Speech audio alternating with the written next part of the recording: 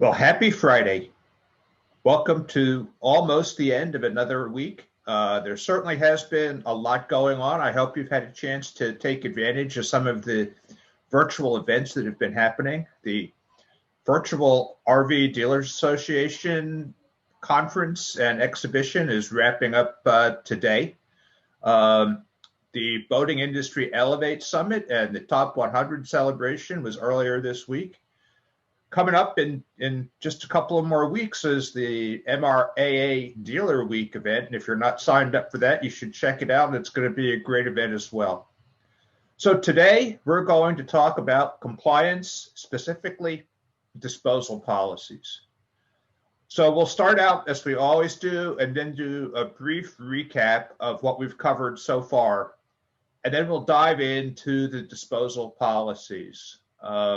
This will not be a long webinar today. This is a fairly concise set of policies. But as always, you're welcome to enter any questions you may have, and we will get to them. And also, this is being recorded and will be available for viewing at another time. So, most of what we talk about today is based on the Graham-Leach Bliley Act of 1999.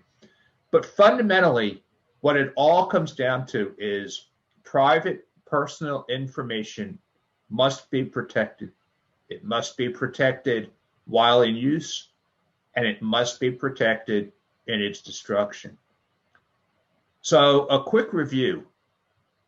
The short version of all of the compliance is you want to detect, to prevent potential for, and take steps to prevent and identify identity theft. Don't sell to terrorists or any of their affiliates, and don't become involved with money laundering activities. All that you hear about is fundamentally around these elements. There are 5 legal components with lots of overlap. There's the red flags, there's disposal, there's OFAC, there's safeguard, and then there's the Patriot Act. Now, the red flags we talked about last week, and they are about identity theft. This is when stolen credit card numbers, driver's license numbers, birth dates, social security numbers have been stolen and used by someone else. Most people don't know that their information has been stolen until it's too late. 25% of the people found out because of unpaid bills. 30% had money missing from an account or charges that they didn't recognize. So the red flags rule was passed to find and identify identity theft issues. Now, we talked about the 5 phases for red flags, policies, and procedures. These are fundamentally true across all the elements of compliance. You identify, you detect, you respond, you administer, and you evaluate. So basically, this is about training. It's about having a compliance officer who ensures that policies are being followed, and it's about reviewing your actions. So the disposal policies and procedures are based on 2 laws. The FACT Act, which is the Fair and Accurate Credit Transaction Act, which was passed in 2003.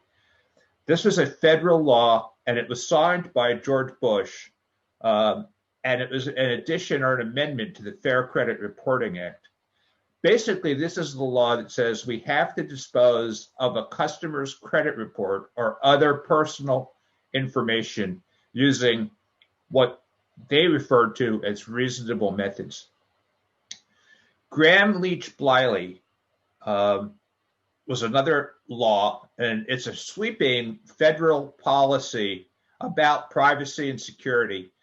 And it's in 1999 that Congress enacted this bill, and it has rules about the privacy of non-public personal information. That's driver's licenses, social security numbers, dates of birth, unlisted phone numbers. We have to keep this information confidential both while we're using it and when we dispose of it so that it can't be reconstructed. Again, this all still does go back to identity theft. So the first question that really arises is, if there's all this hullabaloo over this non-public information, why collect it in the first place? Well, we have to run our businesses. You can't do your business without collecting this information, and you have to be red flag compliant, which means you have to see a photo ID and social security number, and you need to have copies of those in case there's problems later.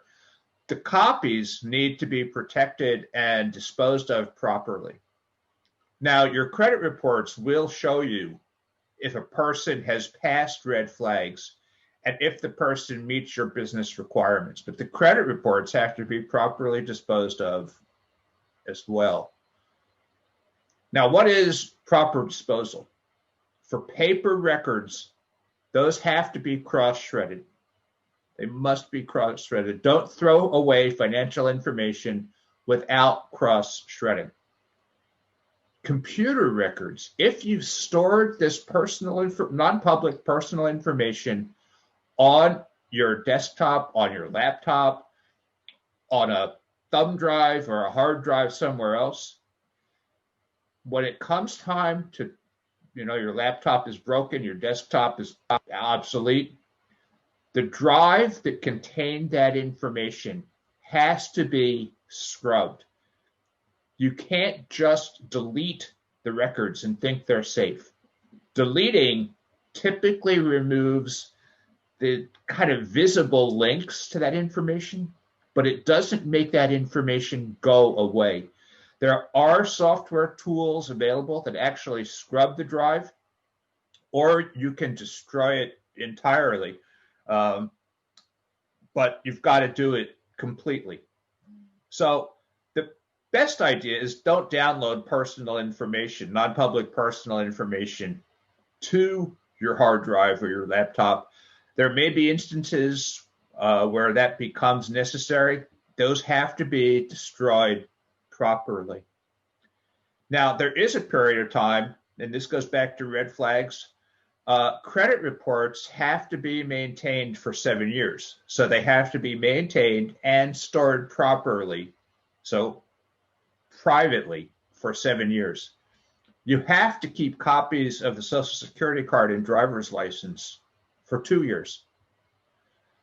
If you're storing these properly, if you don't destroy them in 2 years, you could destroy them in 3 or 4. But the key here is proper storage.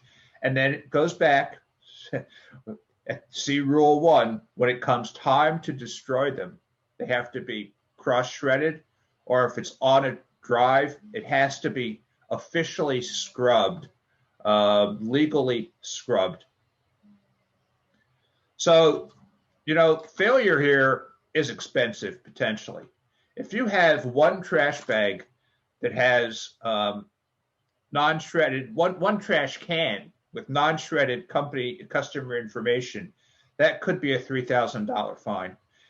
If you've gone around, you've collected this big green trash bag full of documents and you didn't shred them, that could be $60,000, $70,000.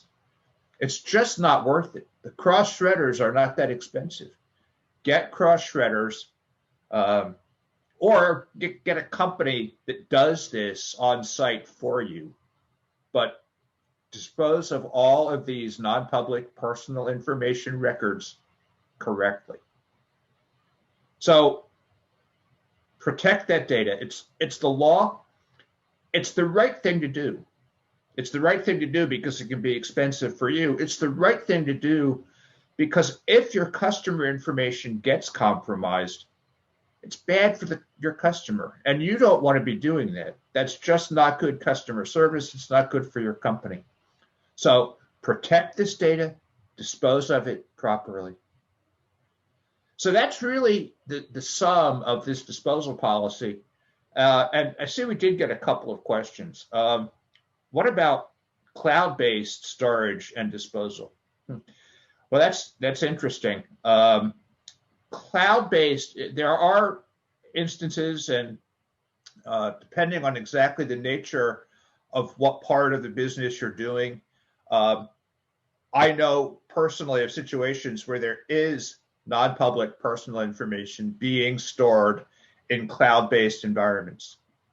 There's nothing wrong with that as long as you have ensured that those cloud-based environments are fully compliant with privacy and privacy protection laws. Now, if you just look around the US to see, well, does it meet standard X or standard Y?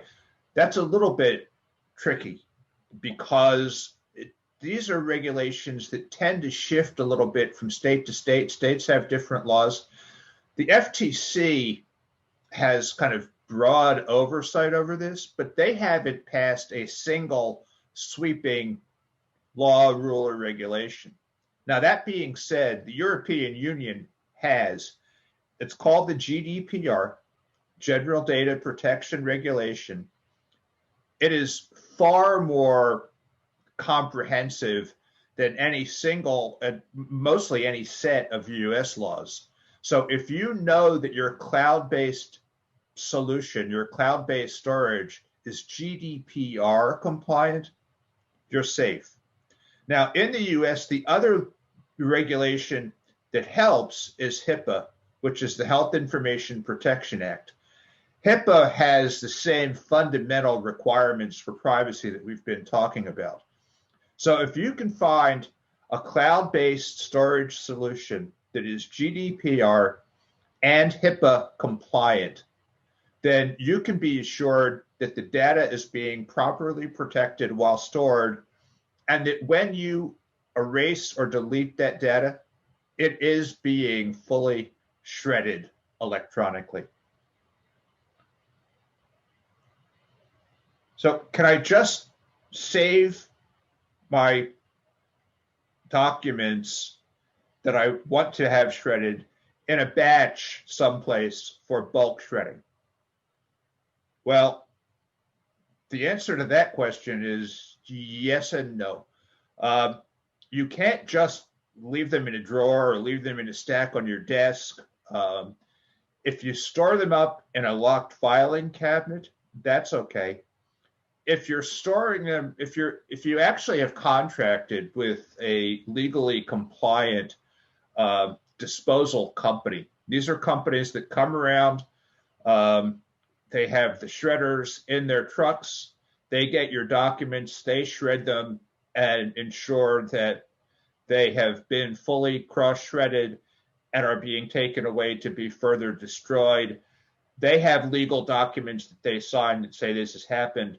Those companies will generally provide you with a locked trash can with a slot in the top. So when you get something that's to be shredded, it goes into that locked trash can. Generally speaking, you won't even have a key to that. So that is a very safe way to save documents that are to be shredded by a compliant company. So yes, you can store up your documents for bulk shredding, but you can't just do it in a haphazard way. They have to be protected and secure until the shredding occurs in a fully legally compliant way. So that's it.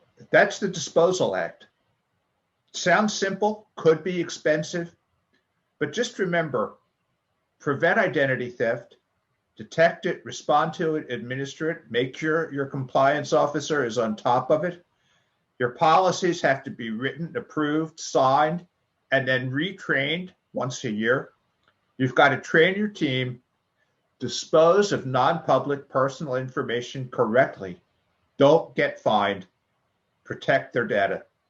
And keep in mind, close only counts in horseshoes and hand grenades and compliance. If you're taking the right steps and you're doing the right things and a mistake happens, the government will look favorably on that. So do it right, be safe, and then join us next Friday when we're going to talk about OFAC, the Office of Foreign Asset Control, and safeguard regulations. That'll be next Friday at 11. Feel free to shoot me an email. I'll be publishing links to this. So In the meantime, have a great weekend and a great Thanksgiving. Thank you very much for joining us today.